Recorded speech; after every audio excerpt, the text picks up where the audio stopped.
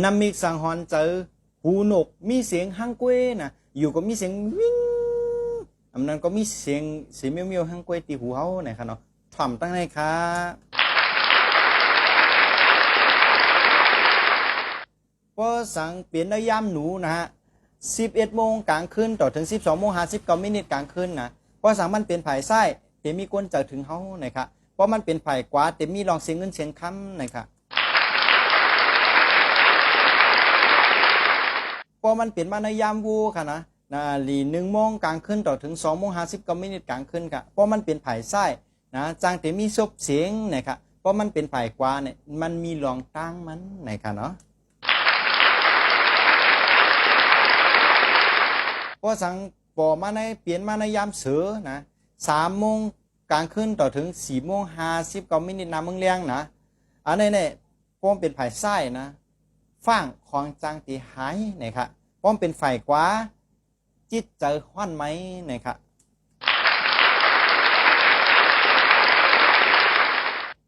พอเปลี่ยนในยามปังใต้นะเอาเจม5 โมงเมื่อเจ้าต่อถึง6 โมง59 มินิตอนเจ้าว่าเป็นไผ่ไส้แต่มีรับซบนะครับว่าเป็นไผ่กว่าแขกเตมาหานะครับพอสั่งเปลี่ยนในยามนากาเนาะนับเอาเจม7 โมงเมื่อเจ้าต่อถึง8 โมง59 เมื่อเจ้านะเพราะเป็นไผ่ไส้แต่เลยออกเข้าตั้งไกนะครับเพราะเป็นไผ่กว่าโอ้ยดีเตมาหานะครับพอมันเกิดขึ้นในยามงูเอาเจม9 โมงเมื่อเจ้าต่อถึง10 โมง59 มินิเมื่อเจ้านะฮะเพราะเป็นไผ่ไส้แต่เลยยินข่าวให้นะครับเพราะเป็นไผ่กว่าแต่เป็นซิลิมมังกลาทนนะครับพอสั่งปอขึ้นมาในยามมาอันเป็น11 โมงวัยวัน11 โมงกลางวันนะ10 โมงกลางวันต่อถึง12 โมง59 มินิกลางวันอันนี้ป้อมเป็นไผ่ไส้นะจะมีข้อความมาถึงนะจะมีผลดิกมาถึงจะมีข้อความเสียนั้นมาถึงประเด็นสืบพวกมาเขาก็เป็นไรนะเดี๋ยวก็เป็นป้อมมันเป็นไผ่กว้านะฮะพี่น้องที่มาหานะครับพอมันเกิดในยามแป้น้ำเอาเจม1 โมงวัยวันต่อถึง2 โมง59 มินิวัยวันนะฮะเพราะเป็นไผ่ไส้แต่มีลาบซบเพราะเป็นไผ่กว้านะฮะเพราะเป็นไผ่กว้าในเขียกตั้งไก่เตมานะครับพอมันเปลี่ยนในยามลิงนะฮะหน้าประเจียน3 โมงไปละต่อถึง4 โมง59 มินิยามโวไกเขาวานในเขาเฮิรนเนี่ยนะก็ป้อมเป็นไผ่ไส้นะฮะการออกแต่มีการออกเข้าตั้งนะป้อมเป็นไผ่กว้าแต่เลยยินข่าวมังกรนะครับพอมันเกิดในยามไก่หน้าประเจียน5 โมงไปละโวไกเขาวานต่อถึง6 โมง59 มินิอันนี้ป้อมเป็นไผ่ไส้แต่มีรองเสียงเงินเสียงคำป้อมเป็นไผ่กว้าที่เป็นซิลิมังกรทนนะครับพอมันเกิดในยามหมานะฮะหน้าเบาเจน7 โมงหัวค่ำต่อถึง8 โมง59 มินิหัวค่ำนะป้อมเป็นไผ่ไส้ที่มีรับซบครับป้อมเป็นไผ่กว้าในโอ้ยดีที่มาถึงนะครับพอมันเกิดในยามหมู9 โมงกลางคืนต่อถึง10 โมง59 มินิกลางคืนนะครับเพราะเป็นไ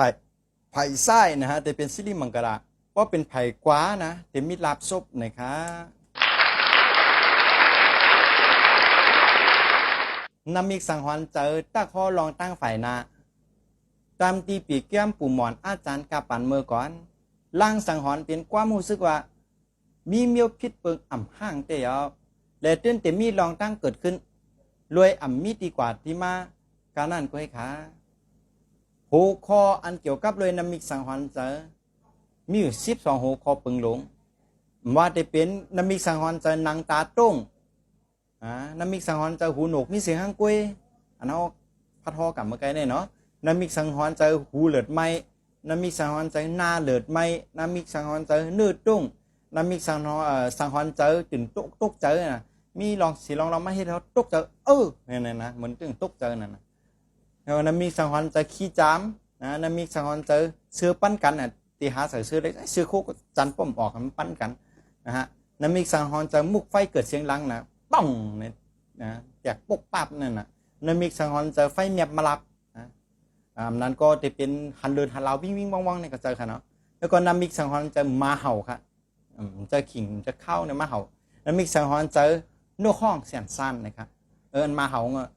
นอกเลยสิว่ามันจะขิงจะเข้าก็จะตีจะตั้งก็มาเห่ามีลองหังเห่าก็อยู่ก็เห่ากันนะครับเนาะแล้วก็น้ำมิกสังหรณ์เจอนกห้องเสียนสั้นนะครับ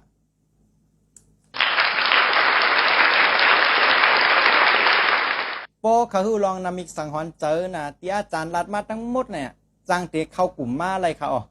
กาเข้ากลุ่ม 1,000 บาทจ่ายปอกเลี้ยวอยู่ต่อจู